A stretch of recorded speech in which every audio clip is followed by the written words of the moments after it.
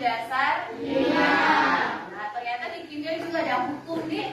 Ternyata belajar hukum itu bukan hanya di PKN, bukan hanya di sosiologi, ya ternyata di kimia. Kalau terbina suatu tujuan. Kita punya misi hari ini. Apa misi kita hari ini? Nah, yang pertama adalah kita mampu untuk menjelaskan konsep hukum dasar kimia. Yang kedua,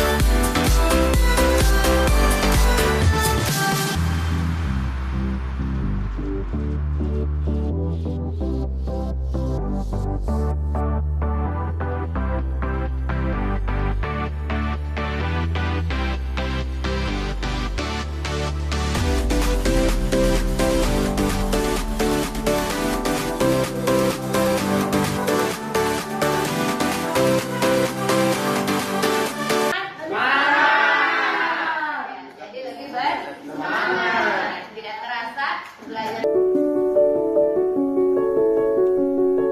Assalamualaikum warahmatullahi wabarakatuh. Jadi hal yang ingin saya bagi pada malam hari ini, nanti saya bagi 2 sesi. Ini sebentar saja. Setelah saya menjelaskan pengantar, nanti kita akan menonton bersama terkait dengan praktik pembelajaran yang saya lakukan di kelas dengan pembelajaran mendalam itu pada materi hukum dasar kimia. Pada materi hukum dasar kimia itu melalui station rotation learning, terintegrasi papan interaktif digital dan ruang murid. Nah, jadi perangkat digital secara maksimal untuk mendukung proses belajar.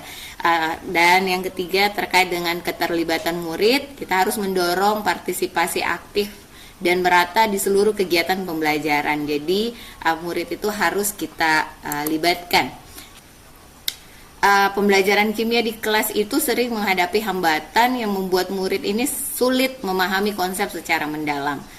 Dasarnya adalah yang pertama itu adalah tantangannya, latar belakangnya, dan solusi yang saya ambil yang pertama adalah belajar secara terstruktur, memastikan pengalaman belajar yang beragam dan menyeluruh. Jadi praktik yang saya lakukan itu ada 3 stasiun. Mulai dari stasiun 1, stasiun 2, stasiun 3, dan ada tujuan yang melakukan praktikum. Di stasiun 1 itu sifatnya eksplorasi materi. Jadi murid nanti sebelum mereka mengeksplor PID itu kita sebut sebagai quizzes. Lalu ada Google Form yang saya gunakan untuk refleksi, dan ada simulasi digital. Nah, di simulasi digital itu dia menggunakan aplikasi PR yang kaya. Jadi mereka akan melakukan simulasi melalui aplikasi, kemudian nanti mereka akan melakukan secara nyata. Nah, lalu nanti di sini juga ada platform yang saling terintegrasi. Dan apa yang kita lakukan ini malam sebenarnya praktik baik yang harus kita lakukan di sekolah. Mudah-mudahan kalau kita melakukan pembelajaran dengan menggunakan digital yang dari Pak Presiden itu, kita sudah bisa melaksanakan melakukan pembelajaran dengan baik dari semua aplikasi yang ada di dalam televisi itu, insya Allah. Jadi yang baik juga kalau kita belajar dengan baik. Makasih banyak nih bisa berbagi. Dan bagi teman-teman, mari kita sama-sama belajar, mari kita sama-sama berjuang, karena sekarang eranya digital. Teknologi itu sebagai alat bantu kita untuk mengantarkan murid supaya mereka tidak gagap teknologi, kemudian bisa membantu mereka memahami, memberikan kegiatan pembelajaran yang lebih menyenangkan tentunya, dan memberikan pengalaman tersendiri sehingga mereka bisa mendapatkan pembelajaran yang bermakna. Oke, terima kasih banyak Bapak Ibu atas waktunya malam ini.